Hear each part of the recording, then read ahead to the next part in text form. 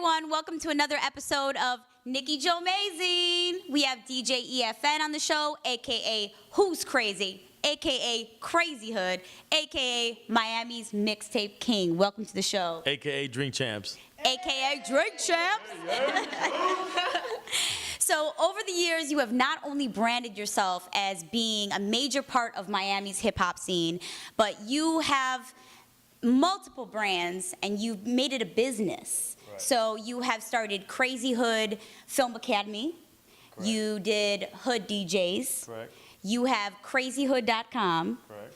You have done a radio show, I believe, college radio. Several radio shows. Yeah, pirate radio shows. Yeah. So that's absolutely amazing. I just wanted to ask a few questions. So you did an article with the 305.com recently that was absolutely amazing.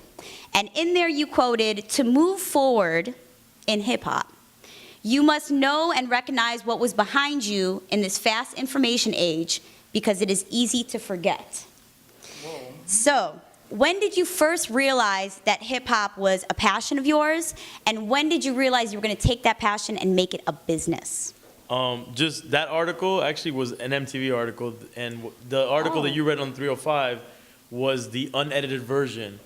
What had happened was MTV, when they did the VMAs in Miami, they did this whole thing called Miami Week, and they had guest bloggers on their website, and they had Luke as one of them, and then they approached me to do one. So they were like, write whatever you want about Miami, like hip hop. And I said I wanted to write about the scene that nobody's talking about. And he snapped. And yeah, so what happened was when I turned in my article, maybe because they didn't know the scene or what I was talking about, they edited it and it changed the dynamic of the article. So I felt like I needed to get the proper unedited version out, and I went to the 305.com, and that's the unedited version that you saw. And that's the full version. So wow. Just wanted to... Well, make sure you guys read that on 305.com. It's an incredible article and talks about the whole history of Miami's hip-hop scene. So this is an incredibly tough industry, especially in South Florida. I think that we all agree. So what do you think differentiates an artist in South Florida in whether they make it or not in this industry? Well, one of the things geographically, we are in a difficult position in South Florida because for artists to survive, touring is a big part of it. And just to get out of Florida, there's like 8 hours, 8 to 10 hours to get out. And it's a huge state. So I manage the group MAYDAY, for example. And shout out to MAYDAY. MAYDAY all day long. And one of our struggles has been is that to move this band to tour, we have to, let's just say if someone wants to book us, there is such a cost to move this band out of Florida, out of South Florida. So that's one of the big hurdles for any artist out of Miami, because if you want to go to the middle of the United States, you first have to get out of Florida, and that's just a hurdle by itself, because we are this panhandle, we're like all the way down here. We're like literally this banana republic state. We're practically in Cuba right now, you know what I'm saying? Basically. And we have to, it takes so long to get out. Like if you think about it, if you're in the middle of the United States, you turn in any direction, and in a couple hours you're out of that state. Not for South Floridians, it's a lot, it's a big movement. Yeah. So that's one of the biggest hurdles for artists in South Florida. And speaking of quotes, because you made that incredible quote in the 305.com article, there was one quote that I found in one of your documentaries that said, "Wherever we find hip-hop, we find home." Correct. That are connected with you and that know you even through social media, they know that you have a gift for creative quotations. Right. I believe that you label them as your brain fart of the day. Right. Yes. Oh, damn. So I didn't think anybody noticed that, but okay. Oh, absolutely. I love quotations. Okay, dope. So honestly, the way the brain farts come is like, I may not fart for days. You know what I'm saying? Like, it's like, yeah, straight up. Like literally, like those things just come to my mind. I'm like, that's pretty dope. And I just tweet it at the moment, Well, you need to make sure that you follow DJ EFN and all his social media so you can check out all of his brain farts of the day. All right, dope. So you mentioned that you manage MAYDAY. So what was your first encounter with them? It goes back. One of the first things that I did as Crazy Hood, I established Crazy Hood in 1993 right out of high school with all my friends these are some of my friends from high school here. And I didn't know what I wanted to do. I just wanted to do music because at that time in Miami hip hop, it didn't make sense for anybody to want to do hip hop out of Miami. There was no scene, there was nothing going on. So when I thought of the idea of doing a hip hop company out of Miami, people were like, that's stupid. Like, there's no scene here. You're not in New York, you're not in LA, you know, like that doesn't make sense. So the only thing that we could do at that time was do like parties. And at that time, there was no hip hop clubs, and there was no hip hop on the radio. So the hip hop parties were literally parties, like ranch parties, warehouse parties, stuff like that. So the first thing we did was a warehouse party, sort of say. Actually, it wasn't even a warehouse. It was in a car body shop. We hijacked my friend's father's car body shop. His father didn't know we were doing it. We took out the cars. Sorry, Dad. We cleaned up the spot, and we threw a party. And I had, unbeknownst to myself at the time, there was a group called All the King's Men. And one of the guys went to junior high with me at Arvida. And the other two guys happened to be Bernie and Plex from Mayday, that later became Mayday. Wow. And it was the first time that they performed. Because right from the get, I knew I wanted to support local artists. My whole thing was having this whole local thing. Because in that time period, people were representing heavily New York in Miami. There was a big New York influx. Yeah. So they actually labeled all hip-hop heads in Miami New Yorkers. And we were very against that, because I'm originally born in Los Angeles. Some of my friends are born in different places. A lot of my friends are from Miami. We all felt very strongly like we are Miami hip-hop heads. Like, not New Yorkers, not this, not that, not that. We are Miami hip-hop. So we wanted to support local artists, local DJs, and that's the first, I'm giving you a long story for the first time with Mayday, but that's my first encounter with Mayday. They performed at one of the first things I did as Crazy Hood, and this is 1994.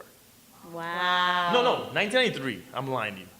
Mayday has done many accomplishments lately. They've been on continuous tours, and also they got signed to Strange Music label. So how does it feel to know that you help like manage and you help basically like direct them into like the right path for them? So how does it feel that they're already this far, so far? Well, I mean, one of the things that I wanted to get involved in early on was development and management of artists. If I could rap, I'd rap. I'd actually tried rapping. I'm not a great rapper at all. You know what I'm saying? I'm a DJ, and I'm an okay DJ. I just love music, and I want to be a part of the development of it. So when I got on board, and there's been different progressions with Mayday, but as of recently, the situation I'm in with Mayday, it's been about 6 years, maybe 5-6 years. I mean, just to get in there, get involved, you know that they're talented. You know what I'm saying? Like, when you know someone's talented and you're just gonna come in there and just add little things to help the progress of that, like, there's nothing better to see that. Did they always work. have that stage presence too? Yes. Yeah. Always. And then, you know, it used to be, it was, and remember, I mean, I don't know if you guys know how far back Mayday goes. Mayday was originally a 2-band group that was just a regular hip hop band, like group, not even band, group. And then it progressed into a band with you know, with actual instruments, and then recognized as a solo artist, that then became a part of Mayday. Yeah. You know, so, and I've worked with Rec before he was a part of Mayday. So it all came together when they were all together on stage, and I was like, this is amazing, this is magic. This is it. And I'm gonna get involved in this. And I have partners in the management too. I have a partner in LA, Heather and Andrea. Yes. And we call ourselves the trifecta management in terms of Mayday. And I mean, it's been an amazing ride, you know, and it's definitely, you're seeing the fruits of our labor. Yes, congratulations on that. Okay, so you are always working, and you not only have this incredible collection of mixtapes, but now you are coming out with your own original album called Another Time. So can you please give our viewers a little bit on the release date and maybe who's featured on this original album? So yeah, Another Time is a project I'm working on. It's a long time in the making. It's an original project. A lot of people that know me from the past, I'm known as a mixtape DJ of Miami, like the original dude, the most consistent mixtape DJ coming out of Miami. And it's the natural progression for a lot of mixtape DJs to create projects.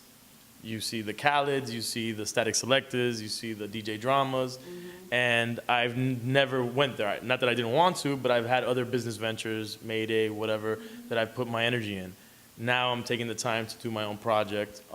It's called Another Time, meaning that a lot of my inspiration comes from the golden age of hip hop, and that's meaning another time. That's the Our favorite era. for that title.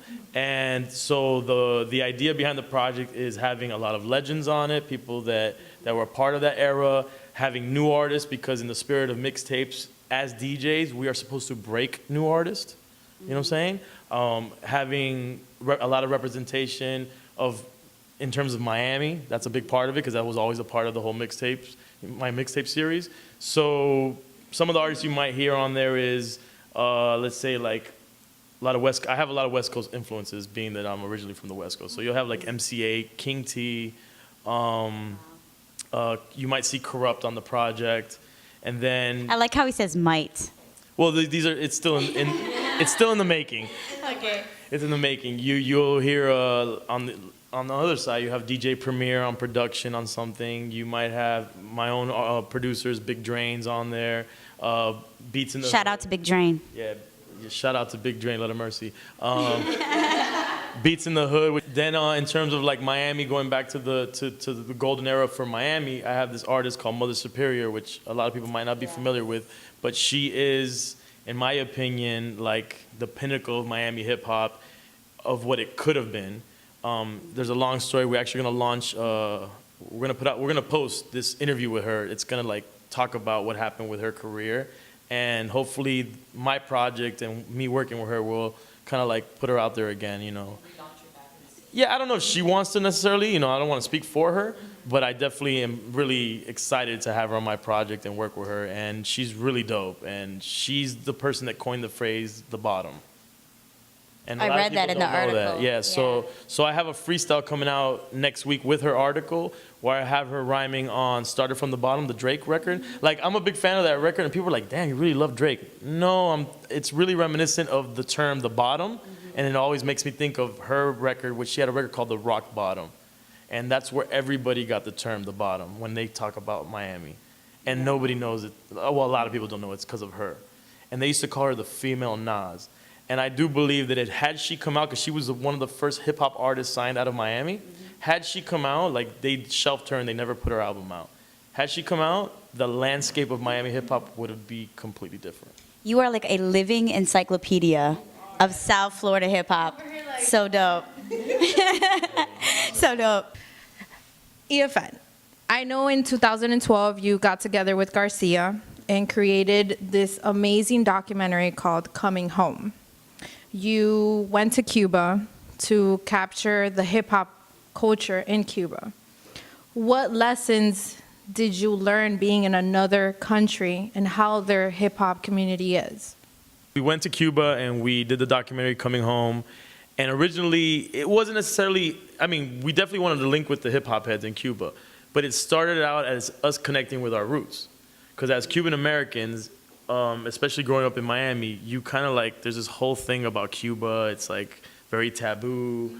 You don't go to Cuba, you know, it's bad, you know. So it got to a point where I've always said to myself, I want to go before Castro dies, because I want to go before I see McDonald's and Taco Bell at Cuba. You know what I'm saying? Like, It's untouched. yeah, I wanted to go there, and even though it's falling apart, I wanted it to feel like there was the remnants of what maybe my family lived in.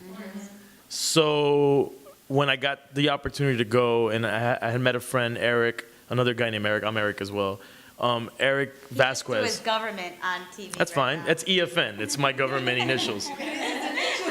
Yeah. So my boy Eric Vasquez, he actually knew Denai Suarez, and he had told me about her. Incredible. Incredible. Yeah. And he was like, "Yo, you know, if you want to go, I've gone out there. I'll take you, and she will be our guide, her and her family." And I was like, "Yo, let's do this." And we went out there, and it was nothing like I expected it to be. You know, I went with all the preconceived notions of what Cuba should be and be nervous about certain things. And we went there without a political, like, agenda, exactly. Great. And I wanted to go connecting with music, because I felt hip hop, you know, would be neutral. So as hip hop heads, we want to meet other hip hop heads, and let's just try to keep away from the rest of the other shit. And we went there, and we stayed with a family. We call it a lo cubano. Like, we didn't stay at a hotel. Like, you can stay at a nice hotel in Cuba. No, we went hood. You know, we stayed right next to Denai's crib in her neighbor's house. And Denai was our host, and she took us around, and we recorded with the artists, and it was an amazing experience. And what we learned in Cuba is that the one thing that's happened in Cuba is that hip-hop got through beyond the embargo. You know, they're in a capsule, basically. So hip-hop got through, and the golden era of hip hop got through, and it stayed stuck with them. Wow. And what's dope is that they really articulated to us that we lost the essence of hip hop in America. And I thought that was dope. And so when we came back and we made our film, and the film has been pretty successful, it was our first film ever. We didn't mean to be filmmakers. Didn't it win an award? Yes, I believe it did. Congratulations. Thank you. Yeah, we won some festival awards. We went to festivals. It got picked up, and it got picked up by Revolt TV. And they're still airing it to this day. It's a 2-year license that they did with us. And we were inspired from that to create a series now called Coming Home, the series. And it's not like we're going to different countries, kind of like a la Anthony Bourdain, and we're exploring countries through hip hop. And we went to Peru. The next film is Peru. We went to Machu Picchu and everything, and we explored hip hop in Peru, and that's the next film. It's Coming Home Peru, and then we're going to Haiti, Coming Home Haiti. Wow. And we hope to go Coming Home Jamaica, and Coming Home Brazil, and Coming Home Vietnam, and those are the next couple of countries. Actually, a lot of places we went, Cuba included, and Peru, Colombia has a huge. Actually, Denai went to do a show, 20,000 people. Wow. Public Enemy was the headliner, and she was the co-headliner. Huge. Yeah, I want to go to Colombia. It's a priority as well. When does the coming home for the Peru edition? We're editing right now. It's all independent still. It's just us. And it should be hopefully done within the next month or two. And then we'll probably do like a local screening of the film, and you guys will definitely be invited. And then from that point on, what we're shopping, Revolt is interested and different people are interested, but we haven't locked in a deal. But, this is like a passion project, and whether we have a deal or do it, that's how we've done everything. We're independent. So we're going to, like, Haiti's already on the books. We're going to Haiti at the end of October, and everybody thinks we're crazy, but, I mean... Who's crazy? Who's crazy? Who's crazy? EFN's crazy. I think that's a great project that you guys are building. I mean, everybody will be able to see different roots of hip hop in states that we might think, or countries that we might think don't have it. So I think it's great, and congrats on it, for real. Now, to get a little bit of your opinion on the hip hop scene here, I know you've been in the hip hop for years now, and hip hop grows daily with artists, producers, DJs, everything in the works. Do you feel that hip hop is in a good path as it is now here in Miami, or is it missing something? What's your opinion on it? I think the political answer is to say it's in a good place. But it's not, only because, or I don't want to say it's not. It's in an all right place. It's not in a bad place. But what people think is good about right now, luckily because I've been around for a while, I've seen the different trends comes and goes of Miami, and it's nothing new what's happening now. And I still see the negative things that have always happened, where everybody's like, yeah, Miami's on its way up. Yeah, we're doing it. Blah blah blah. But really, people don't seem to have an idea of what it takes to build a scene. Miami is a transient city, and people don't realize that. And they do, but that's the problem for Miami, that nobody seems to be from Miami. The loyalty. So it's hard to create a loyal fan base. And it's not just, we can't just blame hip-hop, because that's the problem for businesses in Miami as well. For example, Miami's one of the worst cities in terms of ticket sales for concerts. Unintended jokes. Yes. And what happens is, and I blame that on a couple things. My personal opinion of that is that Miami's such we all think we're celebrities. So it's like, why would I pay to go to the AAA when I can go and pay to go to live and probably sit next to the dude and pop a bottle with homie? That's what people, I think they feel. And then, we all think, whatever, that Miami has that vibe about it. But in terms of the scene, the hip hop scene specific, there are some good things that I'm seeing. There are some good artists. But I think what's going to excel and what's really going to make the difference is that they need to, involve people, a lot of people, and they need to go back. The problem is these new artists that I've noticed, they don't know the history of Miami. And this is what I'm taking the role on, because OGs and old school or whatever, I don't like to say old school for me, because there's an old school. There's the 80s for me that's old school for me, and I'm a 90s cat. So I just like to say I'm an OG. But we need to tell you, we need to say this is what was happening. We need to teach you because you need to know that there was something before you and there is a history. Because what happens is these new artists think, oh, I'm the first, or I'm doing this, or I'm hot, or I'm dope, or there's nobody ever did this.